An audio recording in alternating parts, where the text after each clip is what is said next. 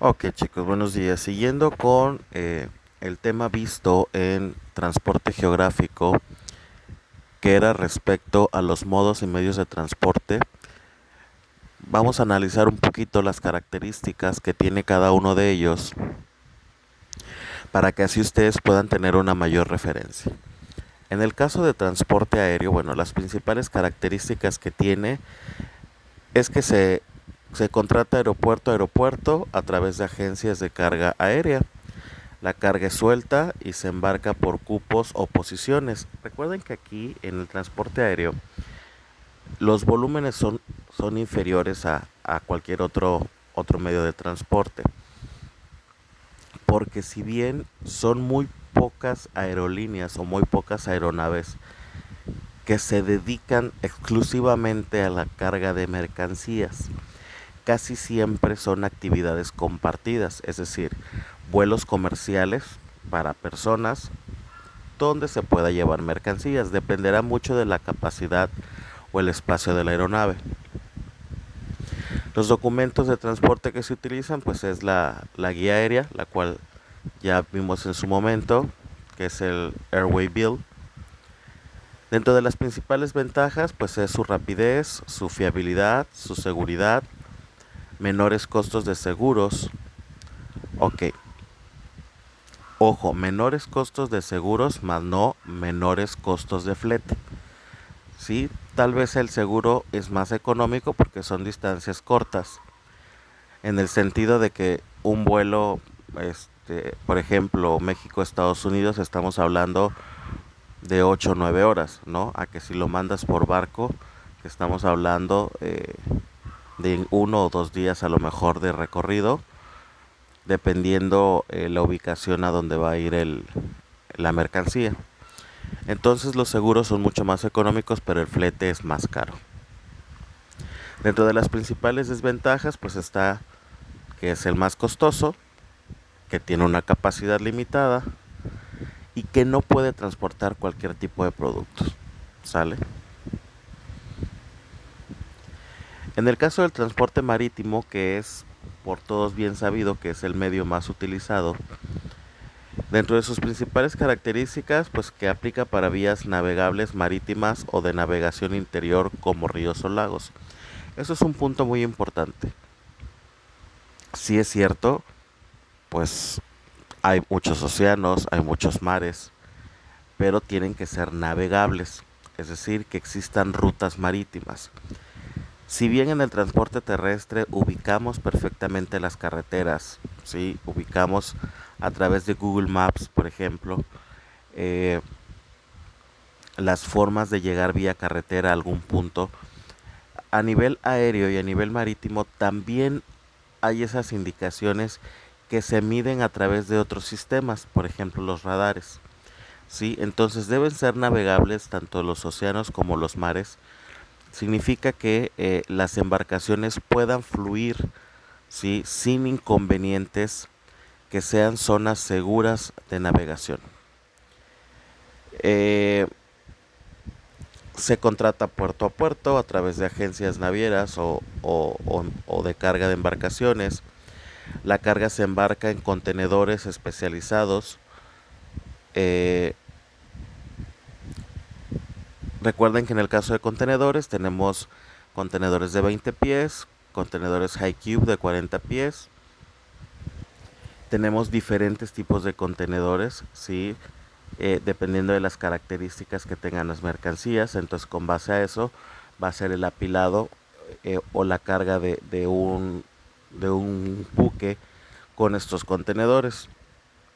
El documento de transporte que utilizamos es el Bill of Lading, que ya también hemos hablado de él. Dentro de las principales ventajas, pues que es uno de los medios mucho más eh, con tarifas muy bajas, maneja grandes volúmenes de mercancía, ¿sí? Maneja diferentes tipos de mercancías, peligrosos, vehículos, graneles, perecederos, eh, y dentro de sus desventajas está baja velocidad, seguro y embalaje más costoso, incluye costos portuarios, y tiene un alto riesgo de saqueo, ¿sí? O deterioro de la mercancía. Baja velocidad porque obviamente la navegación se maneja a velocidades diferentes a un vehículo o a un avión. Por eso les decía que a lo mejor un vuelo a Estados Unidos son 8 horas, a una movilidad vía marítima de México a Estados Unidos puede ser de 1 o 2 días por la velocidad de las embarcaciones. Eh, Hay que embalar las mercancías de una manera efectiva, puesto a que en el transporte marítimo se encuentran a diferentes situaciones. Además del apilamiento de contenedores, está el protegerlo de las condiciones climáticas, el protegerlo de movimientos bruscos que pueda tener la mercancía. ¿Por qué? Porque obviamente el oleaje, si entran a una zona de mal tiempo, etcétera. Aquí se incluyen costos portuarios, a esto nos estamos refiriendo carga y descarga de mercancía, almacenaje de mercancía en algún depósito que se encuentre en un puerto, este, cosa que en un aeropuerto no pasaría porque normalmente descargan y ya la están recogiendo, porque los aeropuertos carecen de depósitos fiscales, ¿sale? En el caso del transporte terrestre, bueno, tenemos dos opciones: transporte terrestre vía carretera y transporte terrestre vía ferroviaria. En el caso del transporte terrestre, pues aplica para transportes por vías y carreteras. Se contrata puerta a puerta a través de agencias de carga, es decir, a través de las empresas logísticas. La carga se transporta en contenedores especializados de acuerdo a sus características. No tiene restricciones para productos peligrosos. Según la distancia, puede ser menos costoso que el aéreo, pero más costoso que el marítimo, es decir, está en un punto medio dependiendo las distancias que va a recorrer, ¿sí?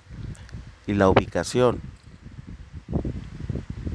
Obviamente, si estamos hablando de transporte internacional, pues tenemos dos opciones: o que vaya para Estados Unidos, perdón, tres opciones: que vaya para Estados Unidos, para Canadá, o que vaya para Centro y Sudamérica, que también hay que considerar, digo, porque si va para Centroamérica, pues estamos hablando de Guatemala, estamos hablando de Belice, estamos hablando de ubicaciones que por transporte terrestre valdría la pena.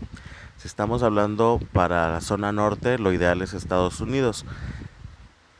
Y hasta eso, lugares fronterizos, porque si ya vas más al norte de los Estados Unidos, pues ya obviamente el flete terrestre va a ser carísimo. Entonces mejor te conviene enviarlo vía marítima. El documento que se utiliza pues es la carta de porte o CMR.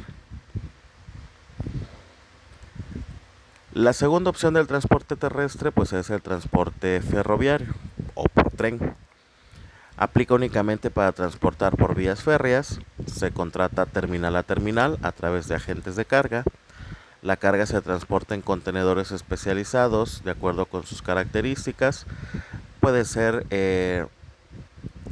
andenes con contenedor cerrado, puede ser con contenedor abierto cuando estamos hablando que está sobredimensionada la carga. Pueden ser cisternas cuando son líquidos los que se están transportando. Pueden ser planas cuando es algún vehículo o alguna maquinaria que requiera esta libertad de movimiento y únicamente se utilizan trincas para asegurar la mercancía. No tiene restricciones para productos peligrosos, es el menos costoso de los transportes terrestres, especialmente en largas distancias. Y pues su documento de transporte es la carta porte SIM, que ya también hemos visto. Eh, entonces, si analizamos en contexto general, el más barato por cuestiones de, vamos a hablar, continente americano. Si la movilidad es dentro de este continente, sería así. El más barato sería el transporte ferroviario, pero pues también tardaría mucho más tiempo. Y pues tienen que existir vías férreas en los puntos donde se va a entregar la mercancía. Posteriormente le seguiría el transporte marítimo, ¿sí? Largas distancias, eh, más tiempo de entrega, pero es más barato. Y pues casi siempre hay puertos. Si no, haremos uso del multimodal, ¿sí? Porque obviamente si es un lugar, un destino donde no hay puerto, pero me conviene enviarlo por vía marítima al punto más cercano y de ahí moverlo al punto de destino, pues también es válido. Siguiente sería el transporte terrestre. Y por último, el más caro, el transporte aéreo. Bien, les mencionaba del transporte multimodal. Se utiliza cuando precisamente por cuestiones geográficas, por cuestiones de ubicación, no puedo hacer llegar las mercancías en un solo tipo de transporte, por lo cual requiero hacer una movilidad a través del transporte multimodal. Es conveniente contratar empresas que presten los servicios de multimodal, porque si tú contratas dos empresas diferentes, porque una contrataste el servicio marítimo y con otra contrataste el servicio terrestre, después pueden suceder muchas cuestiones en la cual ninguna de las empresas se van a querer hacer responsables. Entonces lo ideal es contratar a una sola empresa que se dedique a prestar servicios multimodales.